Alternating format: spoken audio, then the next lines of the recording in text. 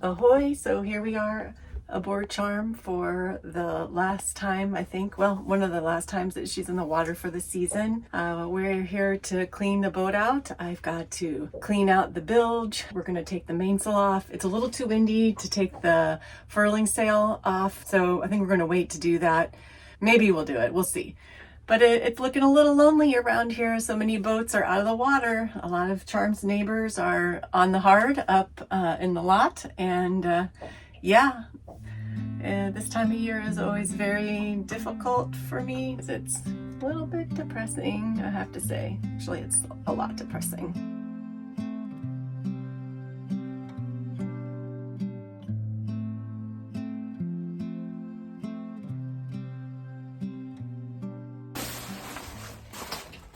That's where I need to go.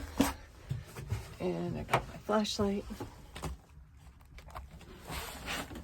Okay, so the good news is there's really not a whole lot to do. I can't really pump that out because it's pretty solidified. So I gotta just swab it up with paper towels.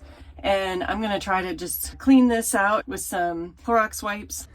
One of the things that I was told about the Com-Pacs, because they have the concrete keels, and if you live in some place that freezes during the winter like I do, you do want to make sure that the bilge is totally dry. And if you have any leaks, you're going to want to make sure your boat is covered so that you don't get any leaks in the boat from snow or rain or whatever happens while the boat's on the hard in storage, because that will drain into your bilge and it can freeze. And if that freezes, your keel can crack. So you want to make sure that the bilge is bone dry. And this is information that I've gotten not only from people on the Com-Pac Yacht Owners Forum, but I also talked to one of the folks at Com-Pac themselves about this issue. So words of advice, definitely make sure your bilge is dry as a bone.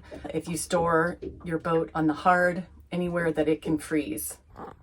Okay, I've got my work light set up, not much of one. A bag to put in the wipes when I clean everything out, my gloves, and paper towels. I should be good to go to start cleaning.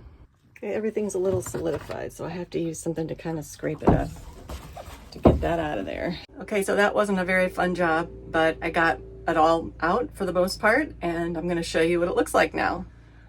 Here we go, down the rabbit hole. Oops, I need my flashlight.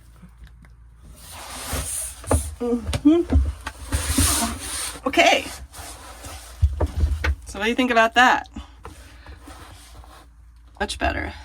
And I did behind the pipes too, but there is just some staining I couldn't get off all the way, but for the most part, it is looking pretty good to go. It was next time to unload all of Charm's cushions and her sails, as well as other supplies inside the cabin in order to ready her for hauling out.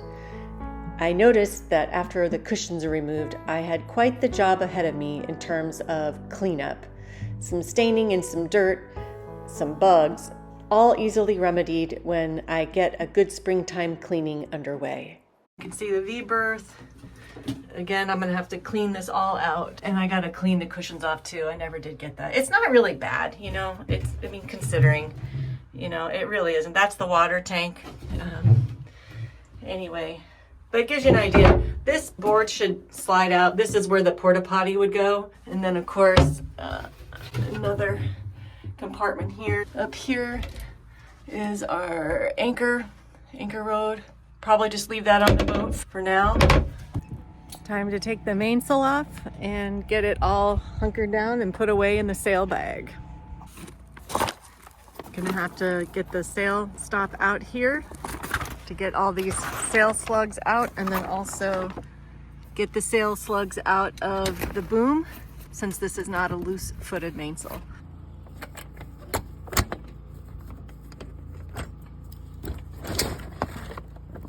Later that day, once we got home, we unpacked the sails from the sail bags in order to properly fold them so that they would be stored away for the off-season. Well, I just got the call today that Charm has been hauled out of the water. The marina got her out for us, and she is now sitting by the gin pole on the hard. We're going to be doing a few little odds and ends on the rigging before we settle her in for the winter. We are heading down now to get the outboard engine off, and we got to take the furling head sail down still, and just basically make sure everything's out that needs to be out so she'll be ready and prepped for shrink wrapping.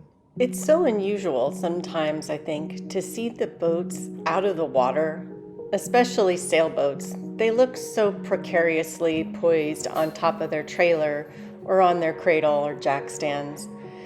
They really aren't made to be sitting on these devices. They should be in the water, but of course, if you live where I live, that's not possible year-round. Regardless, even if she's on the hard, being near charm or on board charm is still such a treasure to me. Okay, we just hooked up the halyard to the messenger line. We're gonna unfurl the head sail, and I'm up on the bow of the boat. Once we had the messenger line attached, we were ready to unfurl the sail so that we could drop the sail to remove it from the boat and then later fold it for storage for the off season. I don't know why, but for some reason this furling system seems still somewhat of an enigma to me. And unfortunately, when we went to try to do this the first time, I realized that I had not uncleated one side of the jib sheet, so that when we tried to unfurl it, in essence, it was stuck, so we could not. But you live and you learn the hard way sometimes.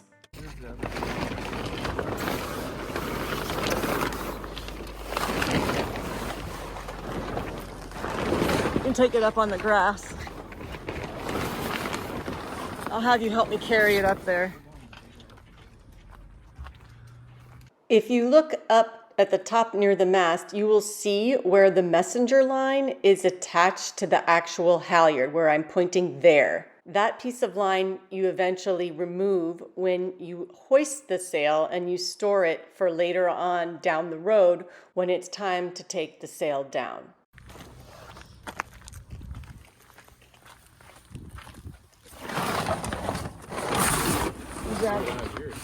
I'm going to do it up on the grass. It's a little softer. Not so much dirt. Okay, this is good. Okay, so let's fold it up.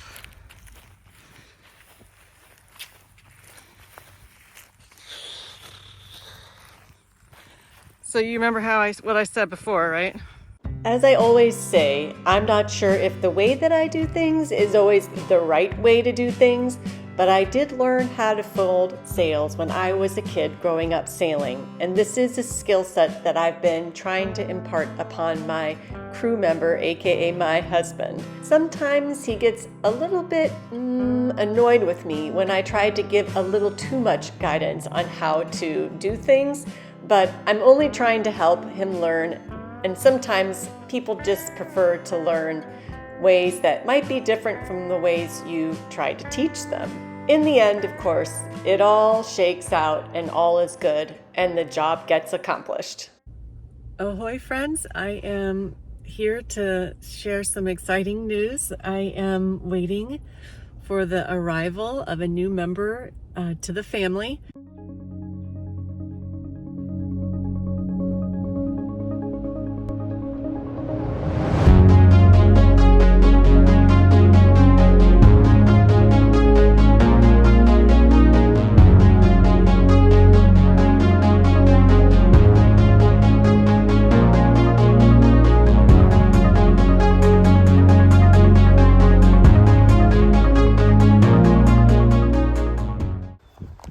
We just got back. I made it. Here she is. Soliloquy. It's her name from her former owner.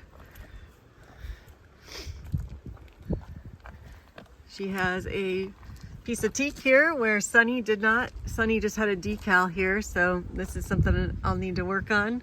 As you can see, the teak needs some work, but I've been there, done that. She has actually a little Genoa track. There is also a Bimini, a brand new engine with only 3 hours on it.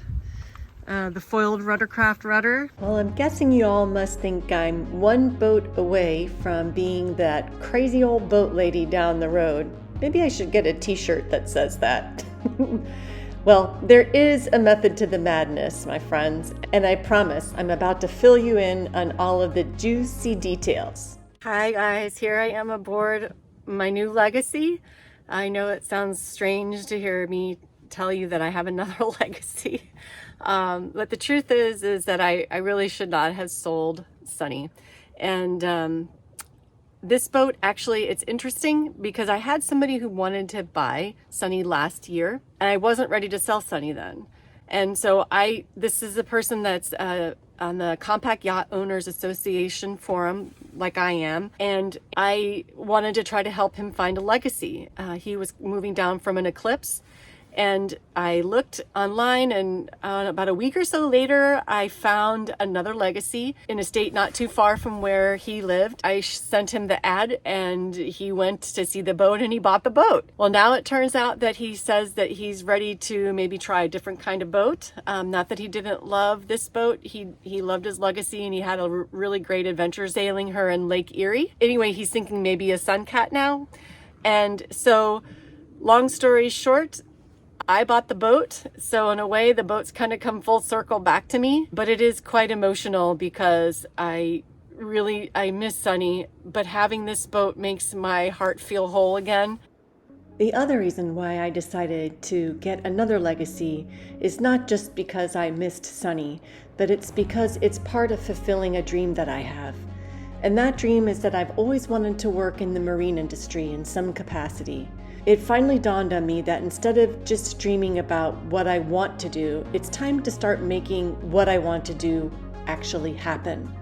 And with that, I would like to announce that I am in the process of becoming a Com-Pac dealership in my neck of the woods. There's a whole series of steps that will all need to come together to culminate in my goal of finally working with people to help them find boats that meet their needs and, more importantly, that fulfill their dreams as well.